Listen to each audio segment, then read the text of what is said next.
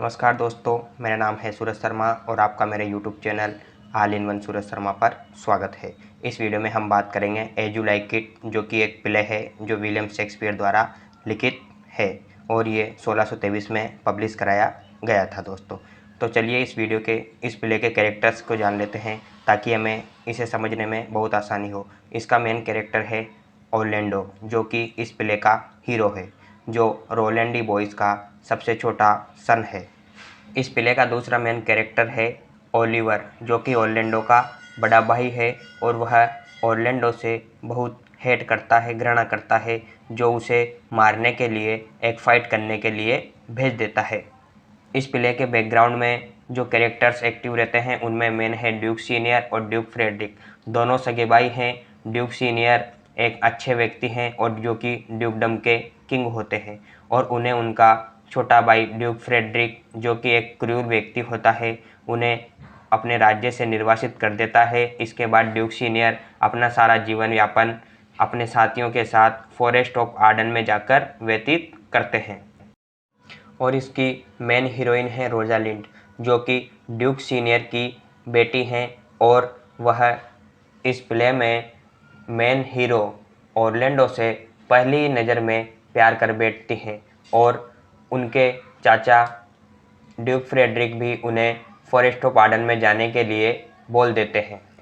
और अब आती है सीलिया, जो कि रोजालिंड की कजिन सिस्टर हैं, यानी चचेरी बहन है, और जो ड्यूक फ्रेडरिक की पुत्री हैं। वह भी रोजालिंड के साथ फॉरेस्ट ऑफ आर्डन में जाने के लिए निकल जाती है। इसी प्ले में एक कैरेक्टर है एडम, जो कि ऑरलैंडो का सर्वेंट है, जो कि उसके साथ फॉरेस्ट ऑफ आर्डन में रोजालिंड को ढूंढने के लिए जाता है, और वह बीमार पड़ जाता है, जिसकी सहायता ऑरलैंडो करता है। और अब आता है टचस्टोन का कैरेक्टर, जो कि रोजालिंड और सीलिया से संबंधित है। टचस्टोन ड्यूक फ्रेडरिक के कोर्ट में, यानी उनके राज्य में काम करता है, जो कि सीलिया और रोजालिंड दोनों से संबंध रखता है। लेट्स बिगिन दोस्तों, चलिए कहानी की शुरुआत करते हैं। तो कहानी की शुरुआत होती है कहानी के हीरो ऑरलैंडो से। ऑरलैंडो अपने सर्वेंट एडम के साथ बात कर रहा है और कह रहा है कि उसके बड़े भाई ओलिवर ने उसके साथ सही नहीं किया। ये बात करते करते उसका भाई ओलिवर आ जाता है और ऑरलैंडो उससे कहता है कि तुमने मेरे साथ सही नहीं किया, बहुत बुरा किया है। जी, उन दोनों के जाने के बाद वहाँ पर आता है रेसलर चार्ल्स।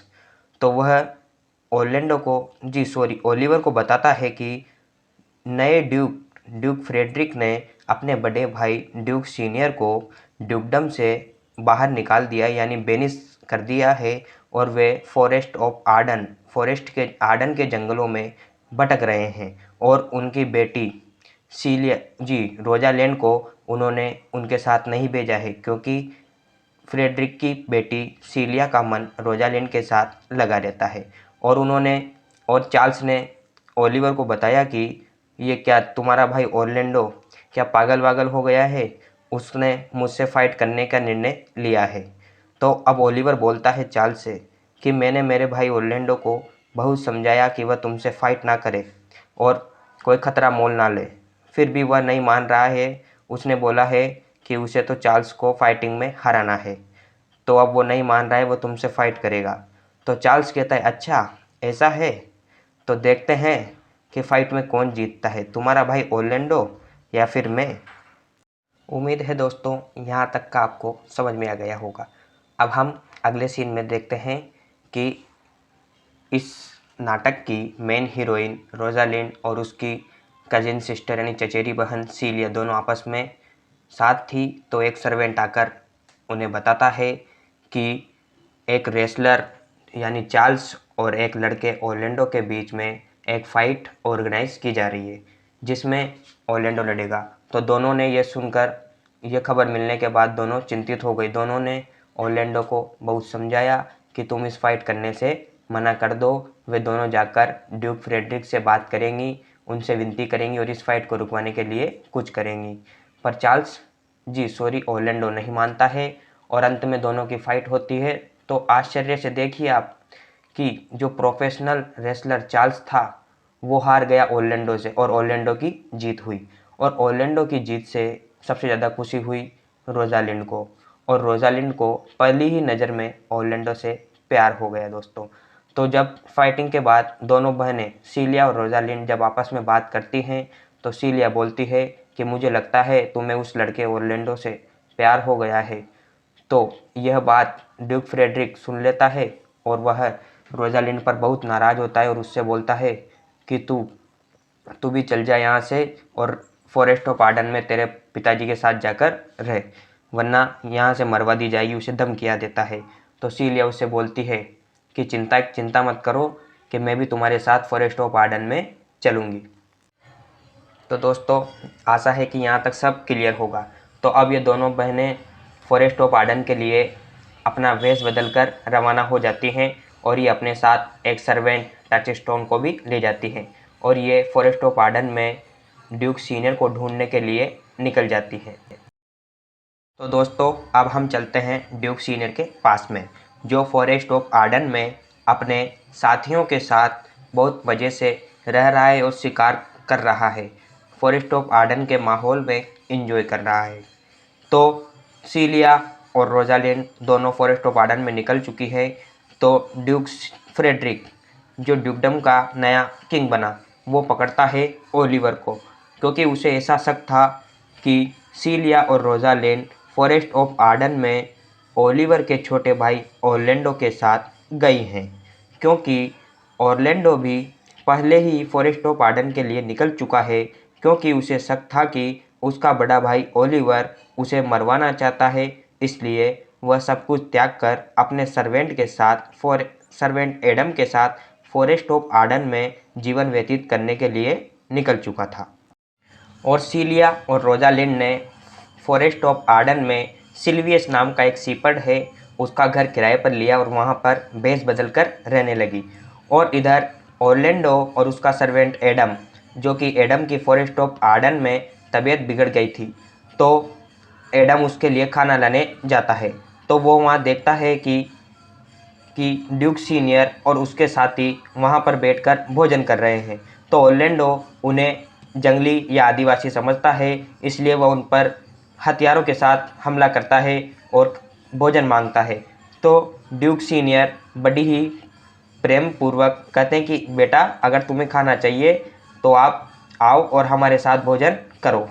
मगर ओरलैंडो को स्वयं खुद के लिए ही भोजन नहीं चाहिए था, उसे उसके सर्वेंट एडम के लिए भी भोजन चाहिए था।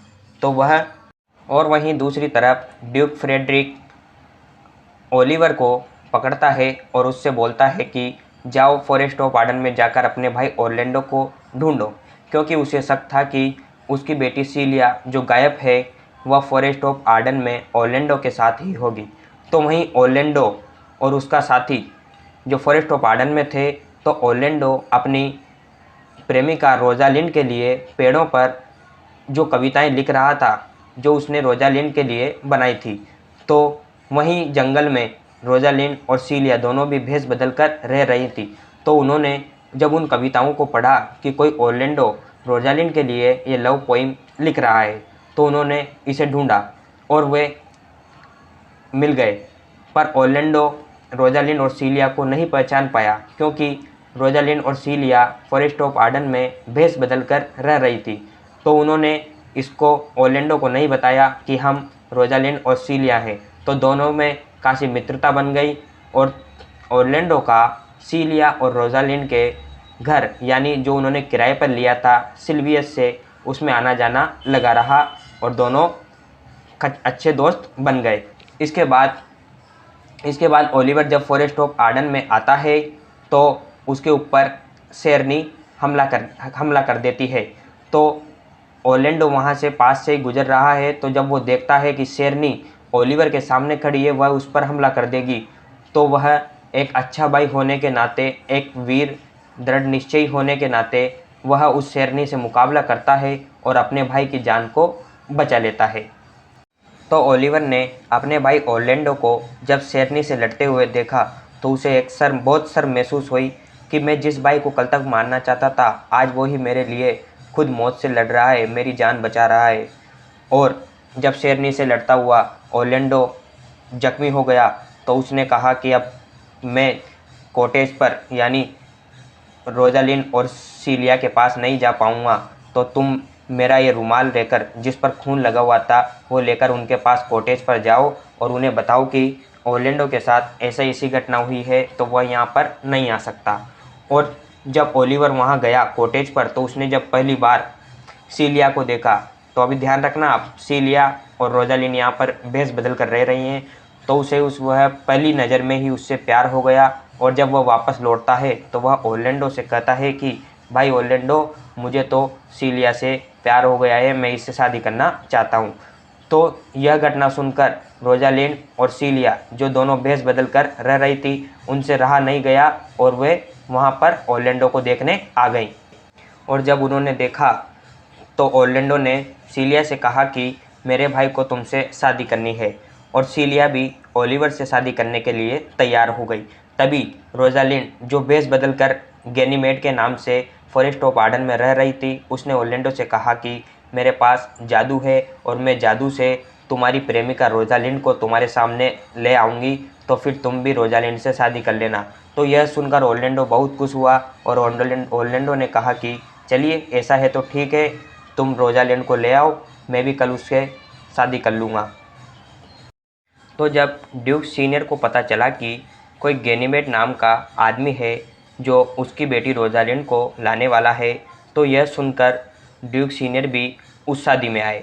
और जो दोनों बहनें सीलिया और रोजालिन भेष बदल कर रह रही थी वह अपने असली रूप में आ गई, यानी रोजालिन और सीलिया के रूप में आ गई। इनको देखकर ड्यूक सीनियर बहुत प्रसन्न हुए और ओलिवर और ऑर्लैंडो का तीसरा भाई भी वहां आकर सूचना देता है कि ड्यूक सीनियर पर हमला करने के लिए आ रहे हैं। तो ड्यूक फ्रेडरिक को जब रास्ते में एक साधु मिलता है और वे उस साधु से बहुत प्रभावित होते हैं और वे हमला करने का निर्णय त्याग देते हैं और अपनी संपूर्ण राज्य को अपने बड़े भाई ड्यूक सीनियर को सौंपने के लिए राजी हो जाते हैं। और अंत में सबकी शादी हो जाती है और इस प्ले की हैप्पी एंडिंग होती है, जो इस प्ले को शेक्सपियर का कॉमेडियन प्ले यानी कॉमेडी प्ले बनाती है। धन्यवाद दोस्तों, आपको ये वीडियो अच्छी लगी होगी। वीडियो अच्छी लगी हो तो वीडियो को लाइक करें, चैनल को सब्सक्राइब करें। धन्यवाद।